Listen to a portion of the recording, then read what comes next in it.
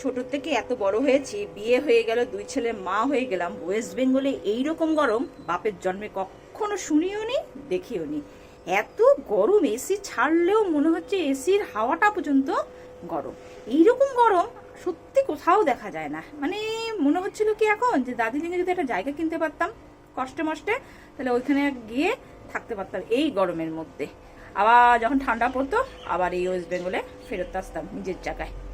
এত গরম, মানুষ মরে যাচ্ছে এত গরমে, পশু পাখি দেখা যাচ্ছে না আকাশের মধ্যে একটুকু। গুড মর্নিং, সুপ্রভাত, কেমন আছেন আপনারা সবাই? আসলে আপনারা সবাই খুব খুব খুব ভালো আছেন।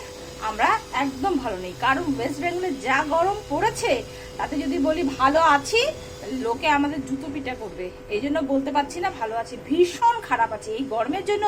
মোবাইলটা যে অন করে আপনাদের সঙ্গে একটু কথা বলবো, সেই শক্তিটুকু শরীরের মধ্যে নেই। সকালে উঠেছি আজকে প্রচুর, মানে এত গরম না, বিছানায় আর থাকতে পারছি না। বিছানা বলছে আমাকে ছেড়ে দে, নিচে নাম। ভোরবেলায় উঠে পড়ছি, উঠে যেটুকু কাজকর্ম করছি করে তারপরে এই যে যখন রান্নাঘরে ঢুকবো না, তখন সমস্ত শক্তি এবং এনার্জি দুটো একদম শরীর থেকে বেরিয়ে যায়। কি করব এই গরমে? রান্না করা আর খাওয়া দুটোই একই রকম শাস্তি, কিন্তু কি করা যাবে? পেট মহাজন তো একদম মানে না, তাকে তো টাইম টু টাইম খেতে দিতেই হবে, তাহলে তো আবার তারা উল্টো রিয়াকশন হয়ে যাবে। তাহলে চলুন সংসার ধর্মে ঢুকি, কাজকর্ম করি। মোটামুটি আমার অর্ধেক কাজ হয়ে গেছে। আজকে এই গরমে আবার আরেকজন আসবে আমার বাড়িতে। কে আসবে এটা সারপ্রাইজ থাক, আপনারা দেখতে পারবেন। পুরো ব্লগটা দেখুন, তাহলেই বুঝতে পারবেন কে আসবে। চলুন, সকাল সকাল উঠে রান্নাঘরের সমস্ত ঝাড়পোছ যেগুলো করার সেগুলো সমস্ত কিছু হয়ে গেছে। আর রাতে যে কটা বাসন ছিল সিঙ্কে ধুয়েই রেখেছি, কারণ কি এই সকালবেলায় না ইচ্ছা করে না, ট্যাঙ্কির জল প্রচন্ড গরম হয়ে থাকে, তো যে হাত দিব কি মনে হচ্ছে কি শীতকালে ডিজেলের জল পড়ছে সকালবেলায়। এই জন্য বাসন কোসনের পাটটা রাখিনি। এখন রান্নাঘরটা মোটামুটি পরিষ্কার করবো, আর কি কি রান্না করবো ফ্রিজ থেকে বার করবো। কালকে হাজবেন্ড রাত্রেবেলায় মাছ মাংস সব এনে রেখেছে। এই রোদের মধ্যে যদি আজকে বেরোতে না পারে, যে লোকরা আসবে তারা তো খেতে পারবে না, তাহলে এই জন্য কালকে রাত্রে সবকিছু বাজারঘাট করে রাখছে। এখন ফ্রিজ ঘেটে বার করবো কি মাছের ঝোল করবো, কি কি করবো। আর কালকে রাতে কচুলতিটাও কেটে রেখেছিলাম, কারণ কি ওই যে যেদিন কচুলতি রান্না করবো সেদিন ওই কচুলতি কেটে রান্না করাটা একটা বিশাল চাপের হয়ে যায়। তার জন্য কালকে ওই যে বিকেলের পরে চা খেয়ে বসে বসে টুকটুক করে কেটে টেটে একদম রেডি করে রাখছি। শুধু আজকে একটুখানি রান্না করবো, তাহলে আজকে হবে মনে হয় একটু মাছের ঝুলি করবো। মাংস এনে রাখছি, কিন্তু আজকে আর মাংস কিচ্ছু করবো না এই গরমের মধ্যে। কারণ কি ওই জার্নি করে এসে মাংসের ঝোল খেলে পরে একদম ডায়রিয়া, হসপিটালে বেড ভর্তি, মানে বেড ইসে করতে হবে। দেখুন কথাবার্তা উল্টাপাল্টা হয়ে যাচ্ছে এত গরমে। আর্ধেক ঘেমে সকালে একটা নাইটি একদম চুপচুপা ভিজা, আরেকটা পরলাম। মানে দিনে যে কতটা নাইটি, কতবার নাইটি ছাড়তে হচ্ছে তার হিসাব রাখা যাচ্ছে না। এরপরে পেন খাতা নিয়ে বসতে হবে, কটা নাইটি ছাড়লাম, কোন সময় ছাড়লাম। যাই হোক, আর এত বকবক করতে পারছি না, বকবক করতে করতেও গলা বুক শুকিয়ে যাচ্ছে। ফ্রিজের জল বার করছি, খাচ্ছি, কিন্তু ওই যে ভেতরটুক অবধি আর ঠান্ডা হচ্ছে না, ওই গলার এইটুকু জায়গায় ঠান্ডা হচ্ছে। তাহলে চলুন কি কি কাজকর্ম করি, কি কি রান্নাবাড়ি করবো, কি কি সবজি। মানে সকাল থেকে না আজকে মেঘ মেঘ ছিল আকাশটায়। কি বলে কোন ঘূর্ণিঝড় আসবে, তাতে বলে কি হবে ভগবান জানে, কিছুই তো লক্ষণ তখন দেখতে পাচ্ছি না। ঝড় হলে পরে তাও একটু শান্তি পেতাম, কিন্তু ওয়েদারটা কালকে থেকে একটু মেঘলা। কারণ কি ওই যে রোদ্রের তাপটা একটু কম, আবার যখন উঠছে তখন তো আবার রেগে মেঘে সূর্য উঠছে। চলুন ফ্রিজ টিজ ঘেটে কি কি রান্না করব এক ঝলক আপনাদেরকে দেখিয়ে দিই। এইটার মাছের নাম জানি না, আমি কি মাছ বলতে পারবো না। এই যে ফ্রিজ থেকে বার করে জল দিয়ে রেখেছি, বরফটা কেটে যাবে, তারপরে ভাবনা চিন্তা করবো এটার মধ্যে আলু দিব না সবজি টবজি দিব। সবজি দিলে ভালো লাগে না, খেতেও চায় না কেউ। ওই ভাবছি একটুখানি মাখা মাখা করে করব। আর এই যে কালকে যে কচুরলতিটা কেটে বক্সে রেখে দিয়েছিলাম সেটা করবো। আলু দিয়ে রসুন টসুন সর্ষা বাটা না দিলেও হয়, একটু ওই টমেটো বাটা আর রসুন বাটা কাঁচা লঙ্কা বাটা দিয়ে করব। সর্ষাটা না আবার এই গরমে পেট ভার করে, আর সর্ষা আমার বাড়িতে কেউ খেতে চায় না। আর এই ভেন্ডিগুলো যদি আজকে না করি না, ওই জামাতে ফেলে দিতে হবে, কতগুলো তো ফেলেই দিলাম। খুব খারাপ লাগে, এত দামি সবজি না, এত দাম দিয়ে কিনি, তারপরে যদি ফেলে দিতে হয়। আসলে কি কথা বলুন তো, মানে সবজি কিনি ঠিকই, কিন্তু খায় তো কেউ না।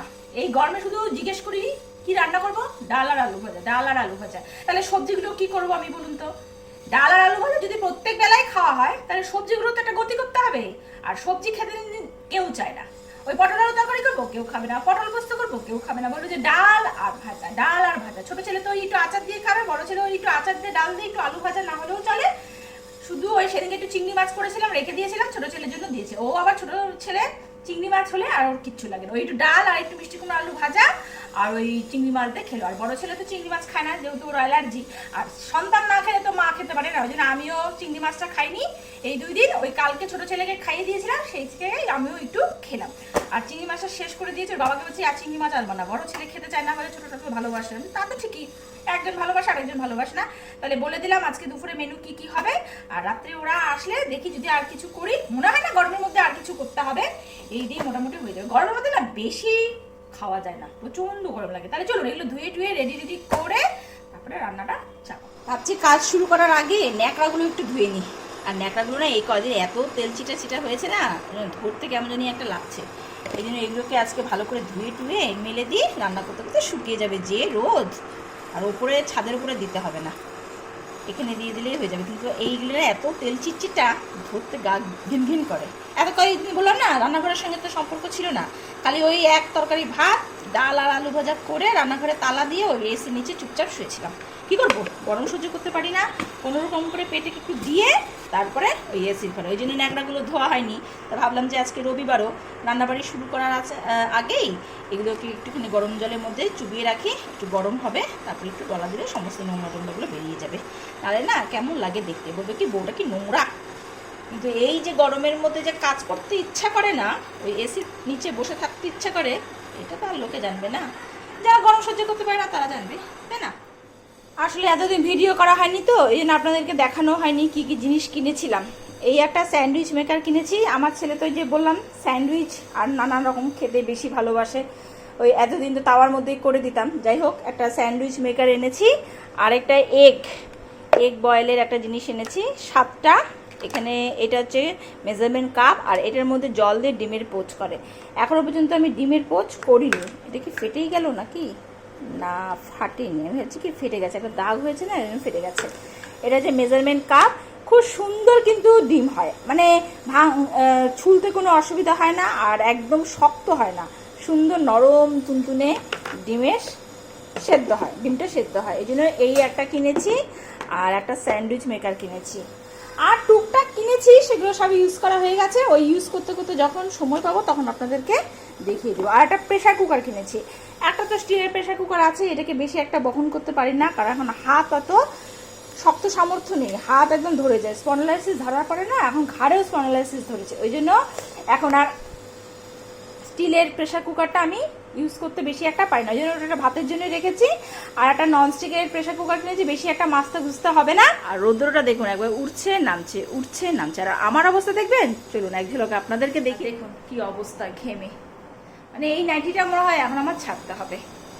প্রচন্ড ফ্যান চলছে, কিন্তু ওপরে ইন্ডাকশনে কাজ করছি, ওপরে ফ্যান চলছে, তা সত্ত্বেও আমি দরদর করে ঘামছি, এত ঘামি, মানে শরীরে জলের ভাব নাই বলতে গেলে। এই জন্য সমানে জল খায়, আর বেশি একটা তো জল খেতে পারি না, শুধু জলকে খেতে ভালো লাগে। ওই জন্য হাজবেন্ড একটা গ্লুকন্ডির বোতলও এনে দিয়েছে, ওই গুলিয়ে খাও, বিশাল ব্যাপার।